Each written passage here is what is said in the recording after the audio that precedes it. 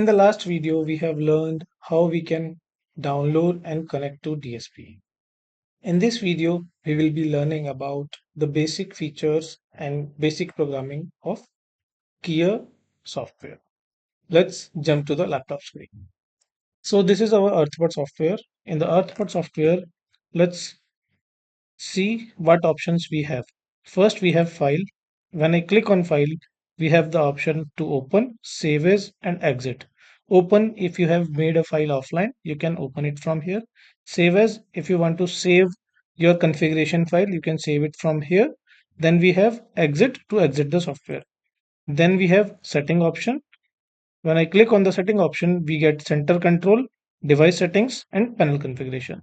So first, let's talk about device settings. When I click on device settings, we got the pop-up option.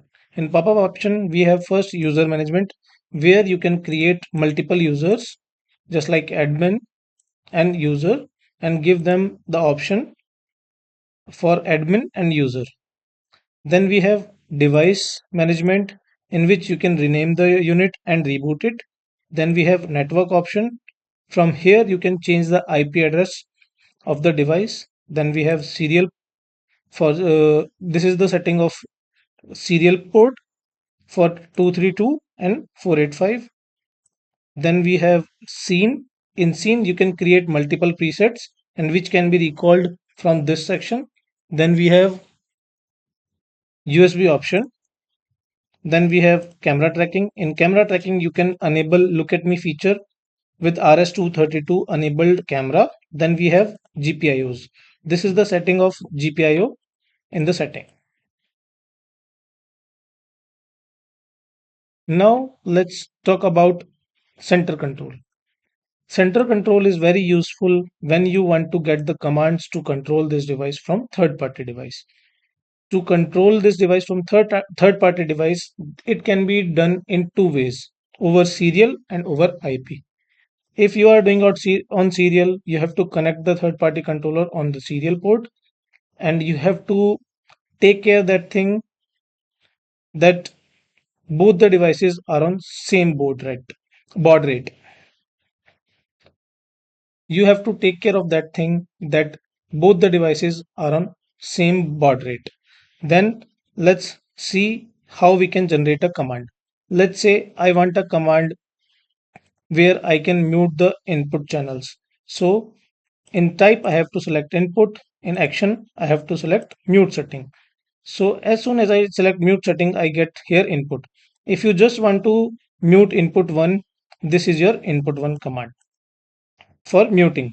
And if you want to increase your range, you have to select the second parameter in parameter B. Just like if I select input 8, now from input 1 to 8, everything will be muted when you send this command to the DSP. Same like mute, we have mute cancel to unmute the device. You can also recall scenes from here. Here's the command for scene recalling from third-party devices. One thing you need to consider, these commands are UDP commands in hex format, and the control port over IP is 5062. Now let's close this and let's go to panel configuration. This setting will be useful when you are integrating PC1 along with the DSP. Then we have view option to open all parameters and close all parameters. Then here we have help, where you have content firmware upgrade. If you want to do that, you can do that here. They do it from here, and about to learn about the software. Now on the left side of the screen, we have our input section. In input section, we have our inputs 1, 2, 3, 4, 5, 6 till 12. You can see if you want to go more further, you have to click and slide, and you will be going till the last one. To open these options, you simply need to click here, and this option will be open. When I am in the input section, either I have to click on the channel I want to configure, or I can select it from this little notch from here. So here we have analog. if we have connected analog input from the back at the backside of the DSP.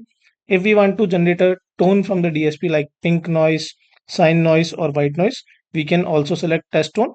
Right now, we will select it on analog. Then we have mute setting to mute the channel. Then we have invert to invert the channel. Then phantom to, if you have any condenser microphone, you can turn on the phantom from this end. Then also you can also do these things from the little markers here.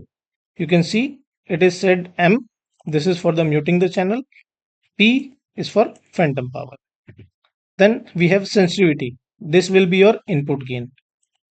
I will suggest you increase the gain until you are getting minus 20 dB signal in the channel input.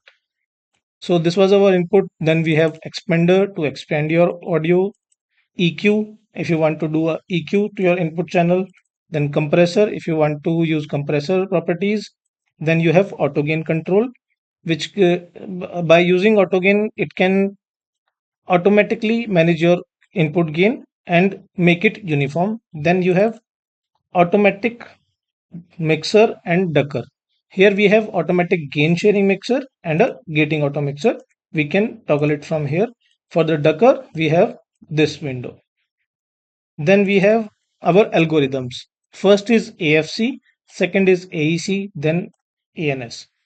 AFC stands for automatic feedback control, AEC stands for acoustic echo cancellation, and ANS stands for automatic noise suppression. So then we have matrix mixer. Here we have the matrix mixer. We can simply route our channels from here directly, or if we want to control the levels, we simply need to click on the output.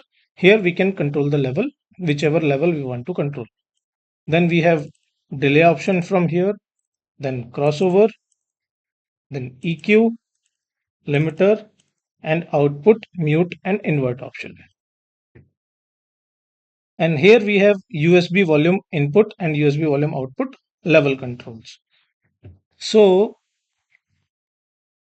here, let's talk about the basic programming. Let's say we have four microphones connected on the input side. Then for the four microphones, we will simply make the gain till we are getting minus 20 dB level. Then I will simply turn on the phantom power. If we are using any condenser microphone, then we will right click, copy, and we can paste it to the next channel. I will simply paste it for the four channels. And let's say for the local enforcement, we just need to run it through AFC. We will simply click on 1, 2, 3, 4 and send it to the local output, which is output 1 and 2 in our case. Then we also need to turn it on for the VC. For the VC, we will simply select the four local inputs. For the remote input, we will select USB. For the output, we will again select USB. And from here, we can increase and decrease the AEC levels and ANS levels, which far side will be receiving. Then we have ANS. If we want to use the ANS, we need to disable it from AFC. Then we can turn it the microphones on from here and send it to ANS. So let's make it quickly for this. So as soon as I have selected outputs here and inputs here, we can see in the matrix mixer, they are already assigned.